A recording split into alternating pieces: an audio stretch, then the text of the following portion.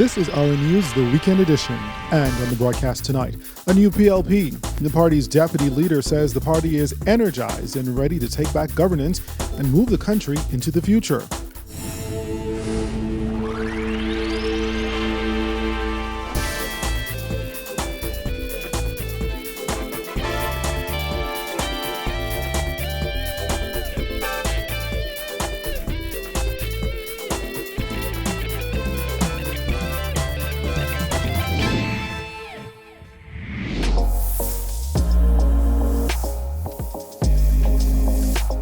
Our News is brought to you by Alive.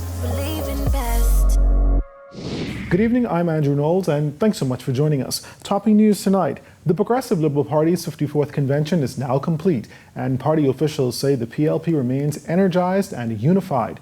Even more, the party's deputy leader, Chester Cooper, is insisting there are new things on the horizon. He spoke with our Jasmine Brown. There will be an appreciation of the legacy and the tradition of the Progressive Liberal Party as the oldest institution of its kind in the Bahamas. But you are going to see new candidates, you're going to see new ideas, and you're going to see a new vision for the country.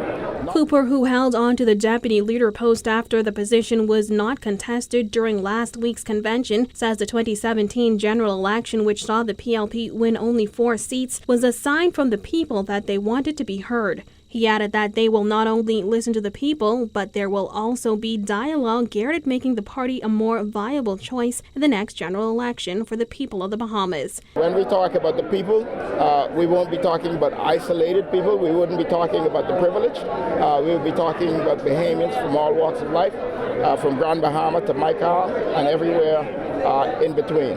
So we're going to be looking to see how we can create a plan focused on building new industries, whether it's renewable energy or whether it's other new industries. We're going to see how we can move our country forward. Following its crushing defeat in the polls in 2017, Progressive Liberal Party leader Philip Brave Davis said in a national address that the Progressive Liberal Party recognized it made mistakes during its last term in office, which resulted in the Bahamian people sending a powerful message for change, one that the PLP has reflected on and embraced with humility and determination. Cooper says the party is still working on those changes as he blasted any talks that contradicted that. Just look at me. This is my first term in Parliament, my second term being elected for the second year as deputy leader of the party. There will be nothing new, nothing old about our platform.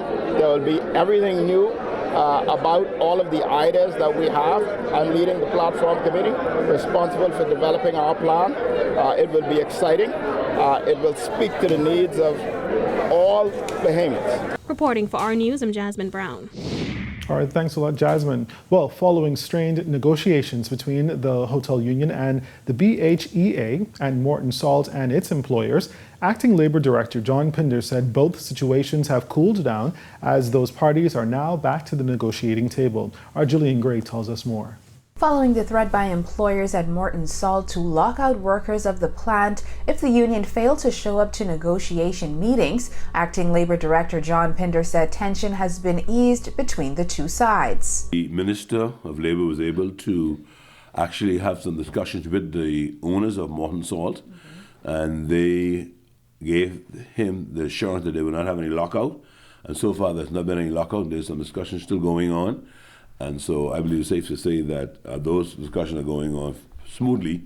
I haven't heard any major complaints about those. Morton Bahamas and the union have been negotiating a new industrial agreement since last year and just recently resumed negotiations. The hotel union also returned to the negotiating table after taking issue with several points outlined in the Bahamas Hotel Employers Association's counter-proposal. Pinder said those talks should be wrapped up by the end of the year. The Hotel Owners Association, they are in talks with the Bahamas Hotel Catering and Allied Workers Union on a number of industrial agreements, and so those talks are going pretty good.